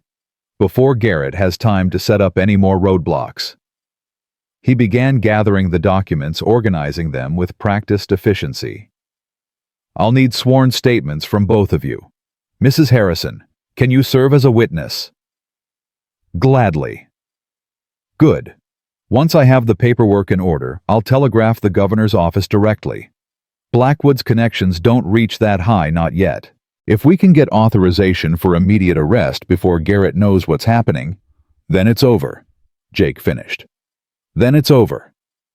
They worked through the morning, documenting everything, creating an unassailable record of Blackwood's crimes. Clara's hand cramped from signing statements, but she pushed through the pain. Every signature brought them closer to justice. Every page turned was another nail in Blackwood's coffin. Just past noon, Thornton sent his telegraph. They waited in Margaret's parlor, the tension thick enough to choke on. Eli had woken and sat in Clara's lap, his small hands holding his drawing tablet, sketching pictures of horses and houses and stick figures that might have been family. The reply came 2 hours later. Thornton read it, his face expressionless. Then slowly he smiled. "Authorization granted. I'm to arrest Vernon Blackwood on charges of fraud, conspiracy, and murder." He looked at Clara, Jake, Margaret. "It's done. We've got him." Clara wanted to cry, wanted to scream, wanted to fall to her knees and thank God for delivering them through impossible odds. But she didn't do any of those things. Instead, she held her son tighter and whispered the only words that mattered. "It's over, baby. The bad man can't hurt us anymore." Eli looked up at her with those serious, too old eyes. Then, for the first time in weeks, he smiled. "I know, Mama. Mr. Jake promised." The return to Mesquite Springs took 3 days, 3 days of traveling with Marshal Thornton and 4 territorial deputies, 3 days of moving closer to the moment when everything would change. Clara rode beside Jake Eli, dozing against her chest, the exhaustion of their flight finally catching up with all of them. But beneath the tiredness, she felt something else growing, something that felt like hope. "What happens after?" she asked quietly, low enough that only Jake could hear. "After what?" "After Blackwood's arrested. After the trials. After all of this is done." Jake was quiet for a long moment. "I've been thinking about that," he said finally. "Your land, the property he was trying to steal, it's still yours. With him gone, you could rebuild. Start fresh." "On my own." The question hung between them, loaded with meaning. "That depends," Jake said slowly, "on whether you want to be on your own." Clara thought about the last week, the danger they'd faced together, the moments of connection in the midst of chaos, the way Jake had stood by her when everyone else had abandoned hope. She thought about Thomas, about the promise he'd extracted from a friend, about the kind of love that thought about the future, even in the moment of death. "Thomas wanted us to be taken care of," she said. "But I don't think he wanted me to spend my whole life alone." "No," Jake agreed. "He wouldn't have." "Then, maybe—" Clara hesitated, the words catching in her throat. "Maybe when this is over we could talk about what comes next. Really talk without running for our lives or worrying about hired guns." Jake's hand reached across the space between their horses, found hers. "I'd like that." They rode on in comfortable silence after that, two people who had been through fire together and come out the other side. Whatever happened next, Clara knew one thing for certain. She wasn't alone anymore. And that made all the difference. Mesquite Springs appeared on the horizon just as the sun began to set, its familiar buildings silhouetted against the orange sky. Clara's heart quickened, a mixture of anticipation and dread.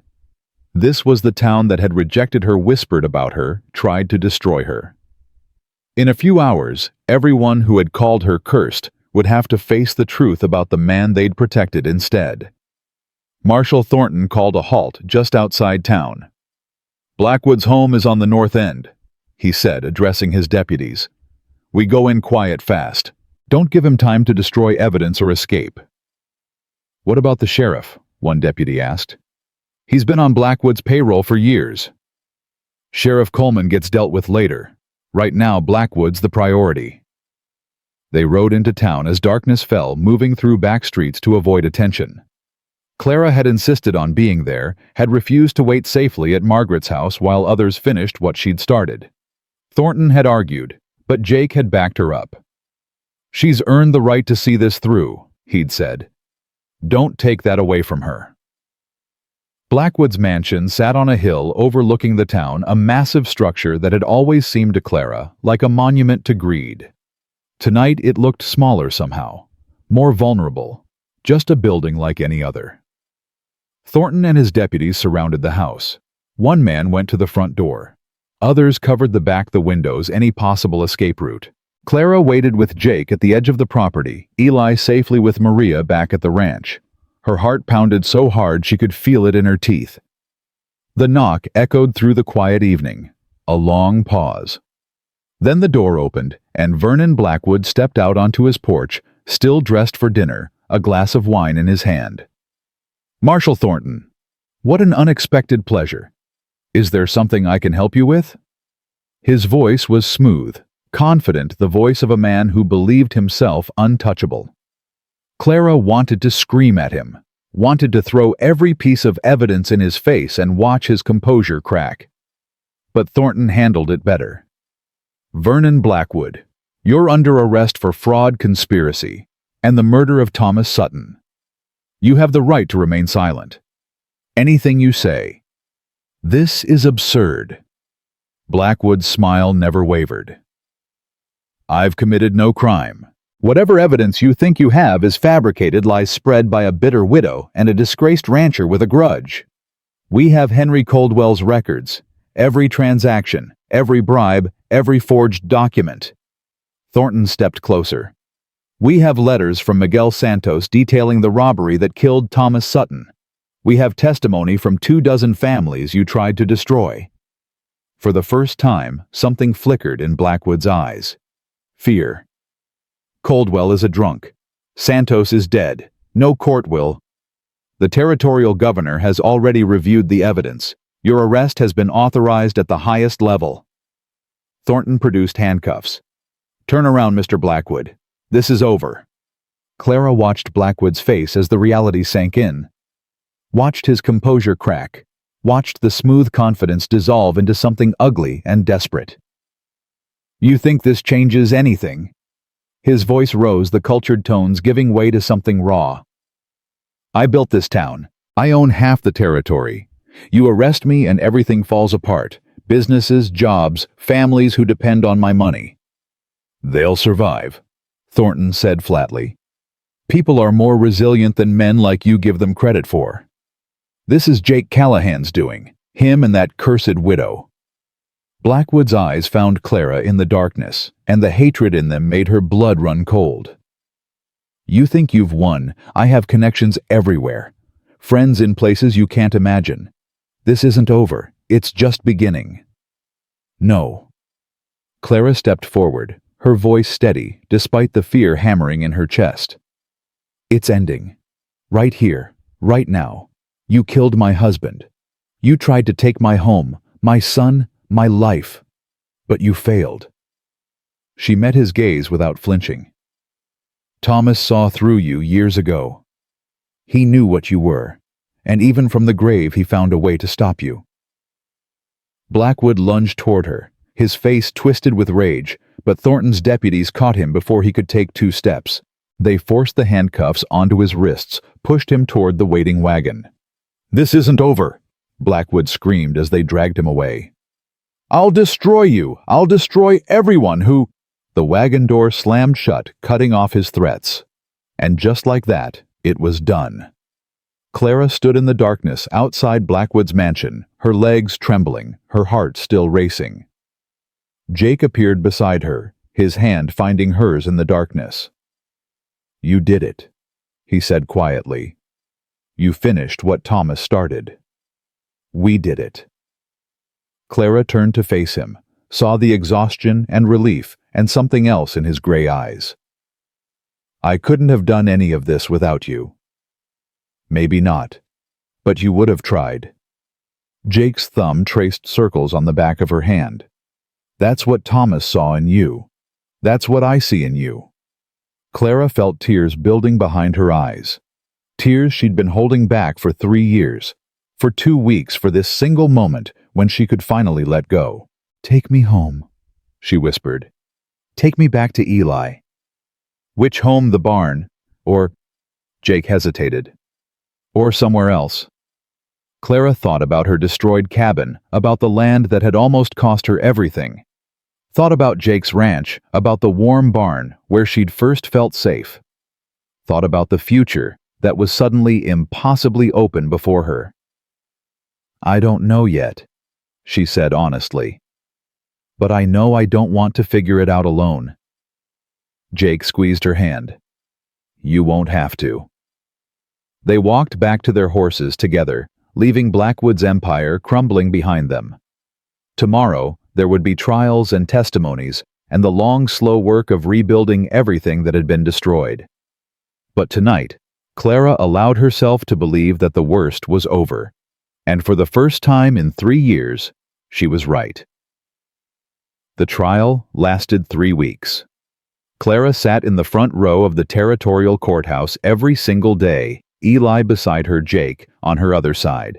She watched Vernon Blackwood's empire unravel piece by piece, watched witness after witness take the stand and speak truths that had been buried for years.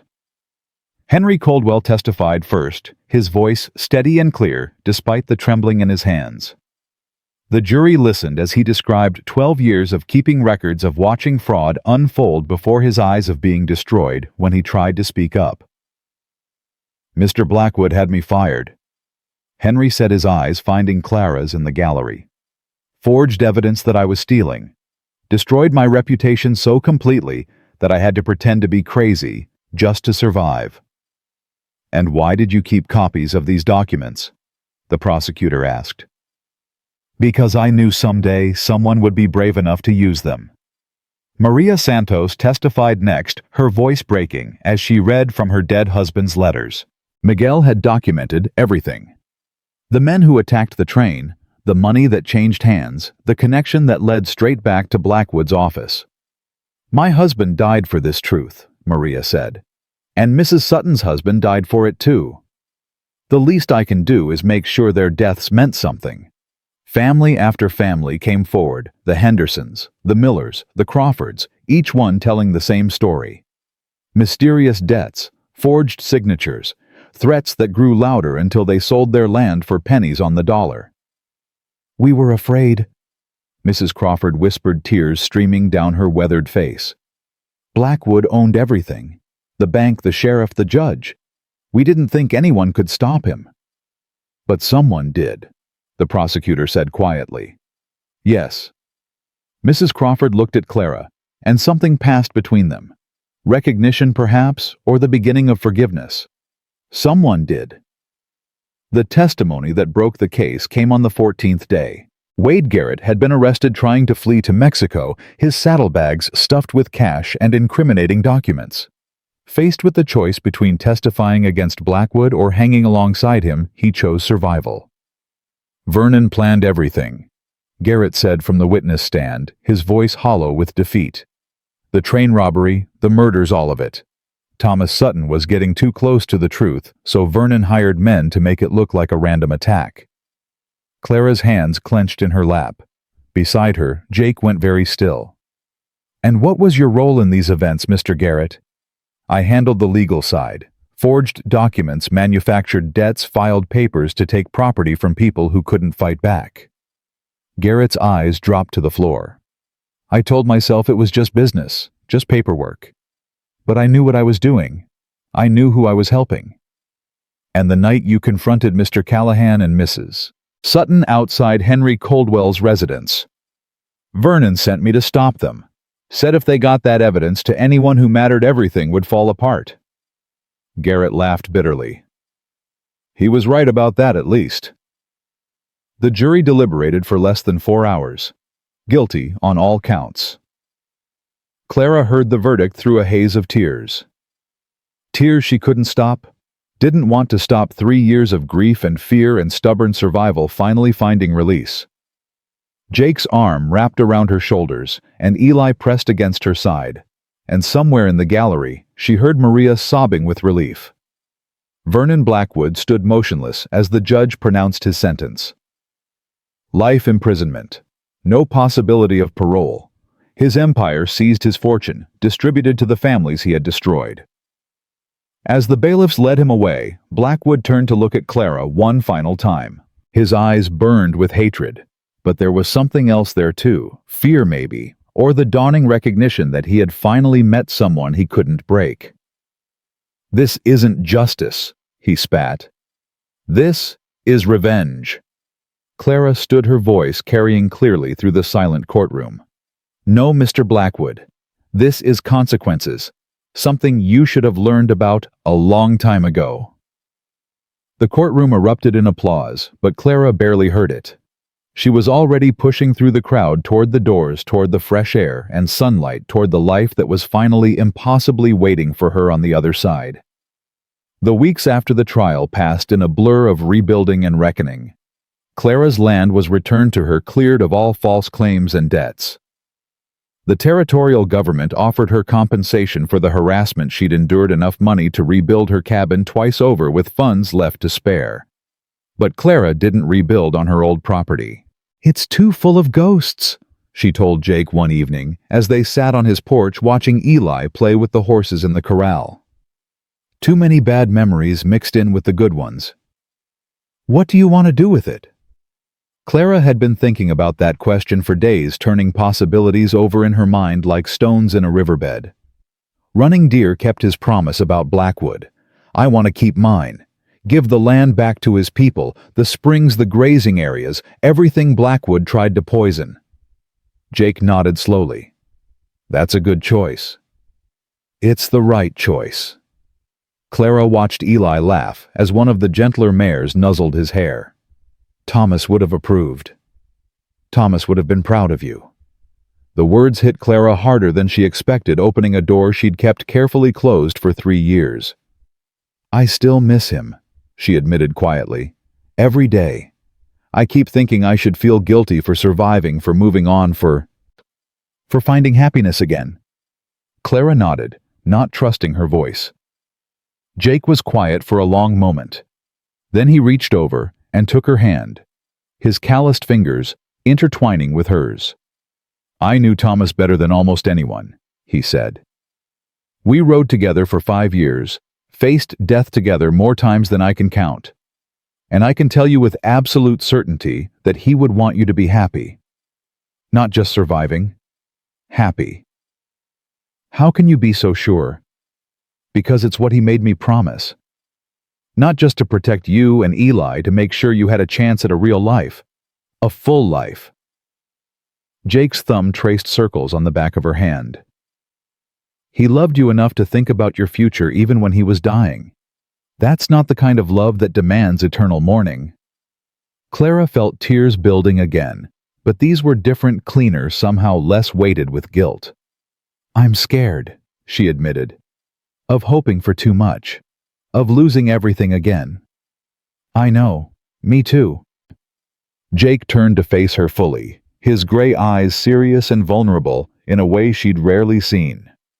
But I'd rather be scared and trying than safe and alone. Wouldn't you? Before Clara could answer, Eli came running toward the porch, his face flushed with excitement and his drawing tablet clutched against his chest. Mama! Mr. Jake! Look what I drawed! He thrust the tablet toward them, and Clara felt her heart skip as she saw the picture.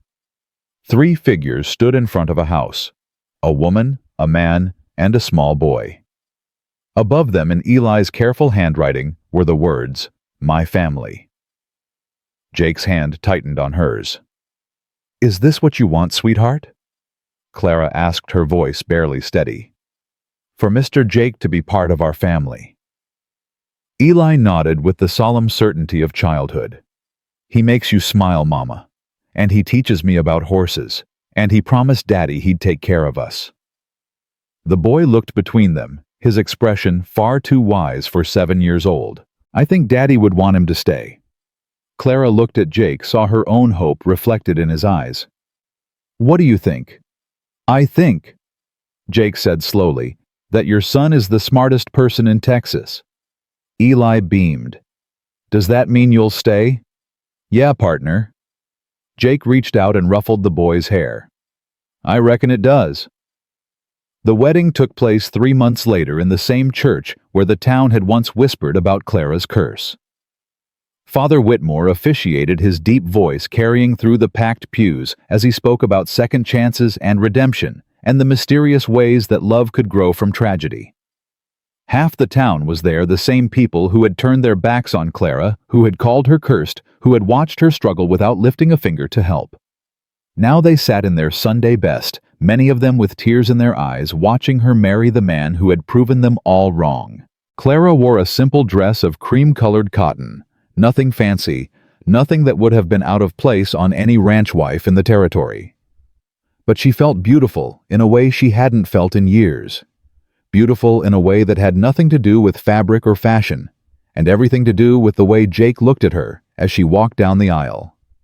Eli walked beside her, serving as both ring-bearer and the closest thing to a father of the bride they were likely to find.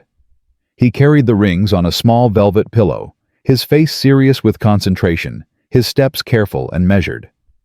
Maria stood at the front as Clara's witness, her eyes bright with happy tears. She had chosen to stay in Mesquite Springs after the trial, using her share of the settlement to rebuild her own small homestead. We've been through fire together. she'd told Clara. "That makes us family now, whether we share blood or not." Running Deer had sent a gift, a beautifully woven blanket in traditional patterns, along with a message that Clara had read a dozen times. "May your new beginning be blessed with peace and plenty. The land remembers those who honor it." Henry Coldwell sat in the front row, sober for the first time in years, dressed in a suit that Margaret had bought him for the occasion. He looked like a different man than the broken creature Clara had met in that filthy shack, older certainly, and marked by the years of suffering, but with a dignity in his bearing that hadn't been there before. "You gave me my life back," he'd told Clara when she invited him. "Least I can do is watch you start yours." Even Sheriff Coleman was there, though he kept to the back and avoided meeting anyone's eyes. He'd been stripped of his badge after the trial, but the territorial authorities had declined to prosecute him. His cooperation in the final days had earned him that much mercy, if not respect. Father Whitmore's voice rose to fill the church.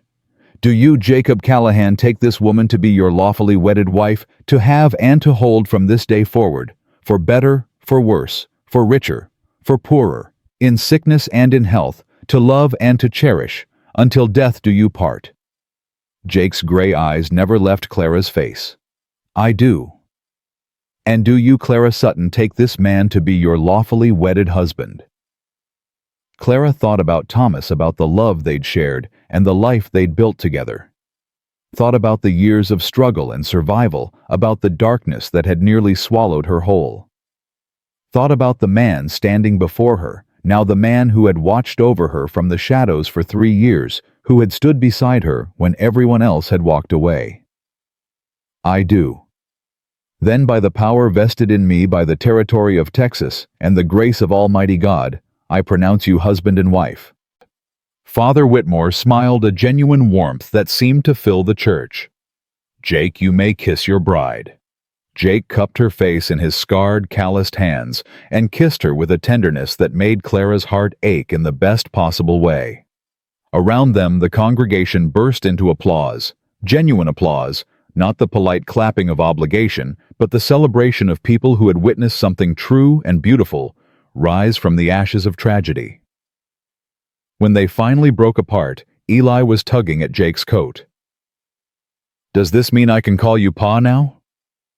Jake knelt down to the boy's level, his expression serious, despite the joy shining in his eyes. "Only if you want to partner. I'm not trying to replace your daddy." "I know."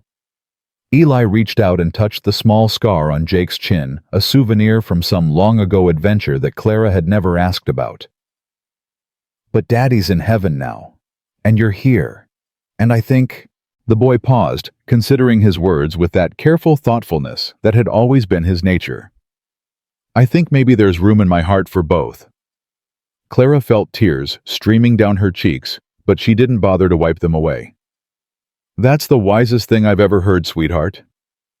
"Does that mean yes?" Eli asked Jake. Jake pulled the boy into a fierce hug, his voice rough with emotion. "Yeah, son, that means yes." The reception was held at Jake's ranch. Their ranch now, Clara reminded herself, still getting used to the idea. Tables had been set up in the yard, loaded with food that half the town had contributed. Music drifted from somewhere, a fiddle and guitar playing old songs that had been sung at frontier weddings for generations. Clara moved through the crowd, accepting congratulations and well wishes from people who had once treated her like a pariah. Some of them apologized. Mrs. Henderson, with tears in her eyes, the blacksmith with his hat in his hands, even Mrs. Adelaide from the old mercantile, her face tight with shame. "I was wrong about you," Mrs. Adelaide said stiffly, as if the words cost her something. "We all were." "You were afraid," Clara replied, surprised to find that she meant it. "Blackwood made everyone afraid. That's how men like him keep their power. Still, we should have been braver." Clara thought about the years of whispers and turned backs about the loneliness that had nearly broken her.